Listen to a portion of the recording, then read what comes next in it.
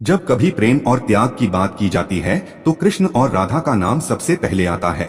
लेकिन क्या आप जानते हैं कि उनकी प्रिय राधा की मृत्यु कैसे हुई थी और आखिर क्यों श्री कृष्ण को अपनी बांसुरी तोड़नी पड़ी थी? श्री कृष्ण जब 8 साल के थे तब से दोनों के बीच प्रेम था। राधा श्री कृष्ण के दैवीय गुणों से परिचित थीं। उन्होंने जिंदगी भर अपने मन में प्रेम की स्मृतियों को बनाए रखा। यही दोनों के रिश्ते की सबसे बड़ी खूबसूरती है। श्री कृष्ण को केवल 2 ही चीजें सबसे ज्यादा प्रिय थीं, एक बांसुरी और दूसरी राधा। कृष्ण की बांसुरी की धुन ही थी जिससे राधा श्री कृष्ण की तरफ खींची चली गई। राधा की वजह से श्री कृष्ण बांसुरी को हमेशा अपने पास ही रखते थे। भले ही श्री कृष्ण और राधा का मिलन ना हो सका, लेकिन उनकी बांसुरी ने उन्हें हमेशा एक सूत्र में बांधे रखा। बांसुरी श्री कृष्ण के राधा के प्रति प्रेम का प्रतीक है। एक प्रचलित कहानी के अनुसार भगवान श्री कृष्ण से राधा पहली बार तब अलग हुई जब मामा कंस ने बलराम और कृष्ण को आमंत्रित किया। वृंदावन के लोग यह खबर सुनकर दुखी हो गए थे। मथुरा जाने से पहले श्री कृष्ण राधा से मिले थे। राधा कृष्ण के मन में चल रही हर गतिविधि को जानती थीं। राधा को अलविदा कह कृष्ण उनसे दूर चले गए। कृष्ण राधा से ये वादा करके गए थे कि वो वापस आएंगे, लेकिन कृष्ण राधा के पास वापस नहीं आए। उनकी शादी भी रुक्मिणी से हो गई। रुक्मिणी ने भी श्री कृष्ण को पाने के लिए बहुत जतन किए थे। श्री कृष्ण से विवाह के लिए वह अपने भाई रुक्मी के खिलाफ चली गईं। रुक्मिणी ने श्री कृष्ण को एक प्रेम पत्र भी भेजा था कि वह आकर उन्हें अपने साथ ले जाएं। इसके बाद ही कृष्ण रुक्मिणी के पास गए और उनसे शादी की। श्री कृष्ण के वृंदावन छोड़ने के बाद से ही राधा का वर्णन बहुत कम हो गया। राधा और कृष्ण जब आखिरी बार मिले थे तो राधा ने कृष्ण से कहा था कि भले ही वो उनसे दूर जा रहे हैं, लेकिन मन से कृष्ण हमेशा उनके साथ ही रहेंगे। इसके बाद कृष्ण मथुरा गए और कंस और बाकी राक्षसों का वध किया। इसके बाद प्रजा की रक्षा के लिए कृष्ण द्वारका चले गए और द्वारकाधीश के नाम से लोकप्रिय हुए।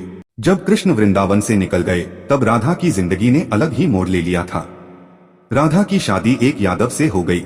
राधा ने अपने दाम्पत्य जीवन की सारी रस्में निभाई और बूढ़ी हुई, लेकिन उनका मन तब भी कृष्ण के लिए समर्पित था। राधा ने पत्नी के तौर पर अपने सारे कर्तव्य पूरे किए।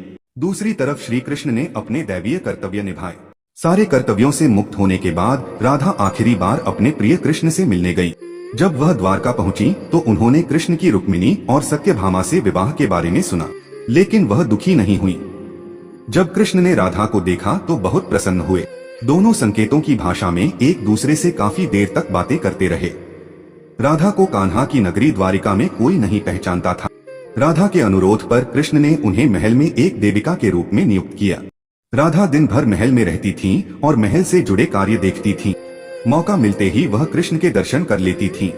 लेकिन महल में राधा ने श्री कृष्ण के साथ पहले की तरह का आध्यात्मिक जुड़ाव महसूस नहीं कर पा रही थीं। इसलिए राधा ने महल से दूर जाना तय किया। उन्होंने सोचा कि वह दूर जाकर दोबारा श्री कृष्ण के साथ गहरा आत्मीय संबंध स्थापित कर पाएंगी। उन्हें नहीं पता था कि वह कहाँ जा रही हैं, लेकिन भगवान श्री कृष्ण जानते थे। धीरे धीरे समय बीता और राधा बिल्कुल अकेली और कमजोर हो गई। उस वक्त उन्हें भगवान श्री कृष्ण की आवश्यकता पड़ी। आखिरी समय में भगवान श्री कृष्ण उनके सामने आ गए। कृष्ण ने राधा से कहा कि वह उनसे कुछ मांगे, लेकिन राधा ने मना कर दिया। कृष्ण के दोबारा अनुरोध करने पर राधा ने कहा कि वह आखिरी बार उन्हें बांसुरी बजाते देखना चाहती हैं। श्री कृष्ण ने बांसुरी ली और बेहद सुरीली धुन में बजाने लगे। श्री कृष्ण ने दिन रात बांसुरी बजाई, जब तक राधा आध्यात्मिक रूप से कृष्ण में विलीन नहीं हो गई।